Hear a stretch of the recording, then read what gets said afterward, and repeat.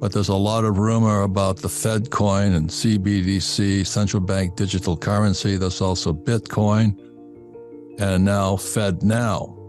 So the question is, what is money and what does it mean?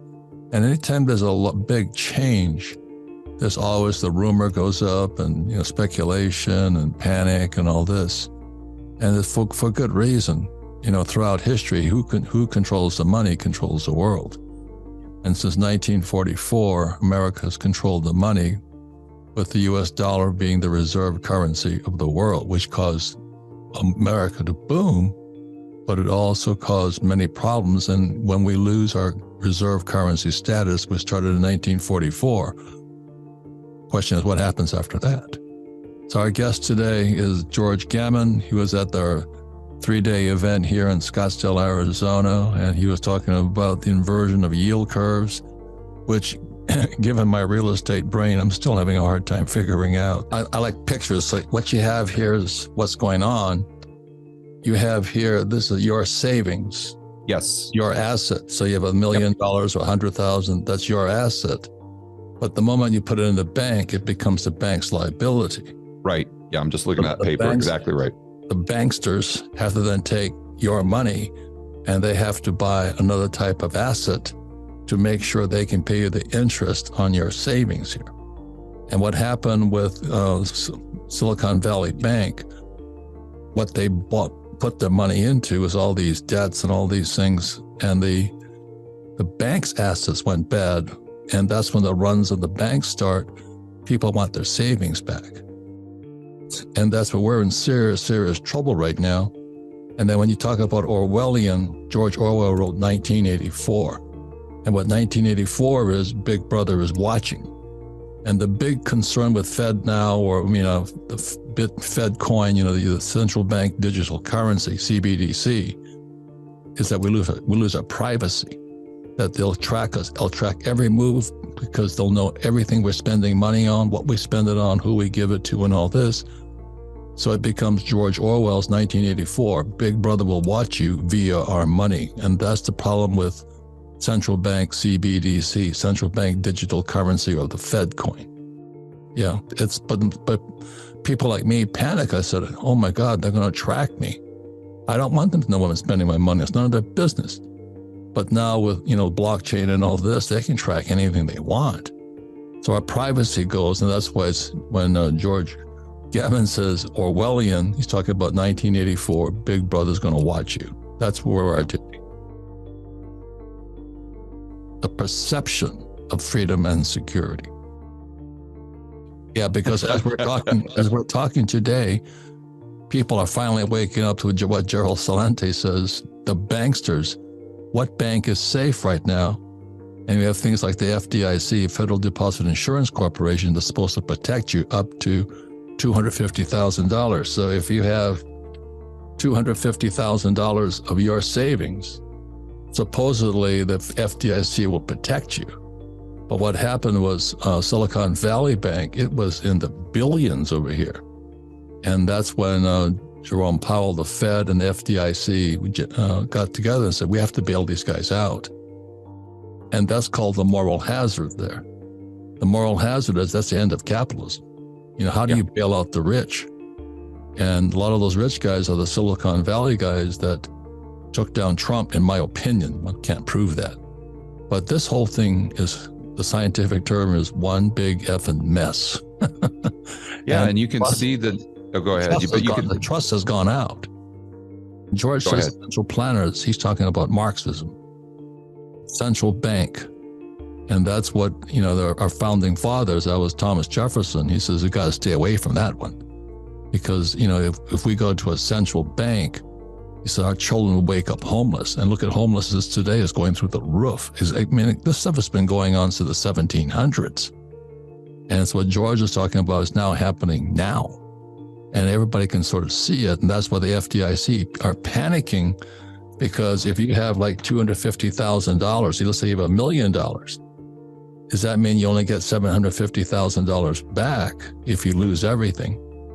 Or is the FDIC, the Federal Deposit Insurance Corporation, going to bail out your $1 million too? And that's the uncertainty, because money is confidence, and our confidence is gone today. Because the cash is trash right now. And Rich Dad Poor Dad says savers are losers, the rich don't work for money, and all these things. And we had this big 3-day here in Scottsdale, and we were talking about how the entrepreneurs like me, I stay out of paper, anything that's printed. So, took a company public. I own the paper. I mean, the IPO produces the shares, but I own the shares. I don't want to buy somebody else's shares of somebody else's company, because that's what another term is called counterparty risk. That's right. It's in control of somebody else, not me. It kind of bugs me. So when George went up, George was at our 3-day, and he went into inverse yield curves. A couple of minds shifted gears. What the hell is he talking about? And George very simply says, we're into it right now. It's not tomorrow. It's not maybe. It's right now. And, and George said it aptly at our 3-day. He says, the crack in the foundation is now showing. Mm-hmm. Crack is shown in how fake this whole system is, this whole monetary system that just creates money out of nothing. And when America started paying its bills just by creating money out of nothing, it's going to come back, and right now, and that's what Andy Schechner is talking about, the BRICS nations: Brazil, Russia, India, China, South Africa, Saudi Arabia, Mexico, Japan, possibly New Zealand and Australia. The American empire is going down, and that means the dollar is possibly going down. All these REITs, real estate investment trusts, it's just foolish to me. I won't touch that stuff because it's all fake. It's all fake. But anyway, this is kind of the start of our problems here one more time. So you save money and you put it in the bank, but your money is your asset, but it becomes the bank's liability. Just remind you of that. And what happened was then the banks have to buy something, the banksters, they have to buy something to cover the interest they're paying you here. And so they bought all these T-bills and this and that and all this crap, I thought. And then all of a sudden people realized the bank couldn't cover it all. And that's when the savers start running back to the bank, give me my savings back.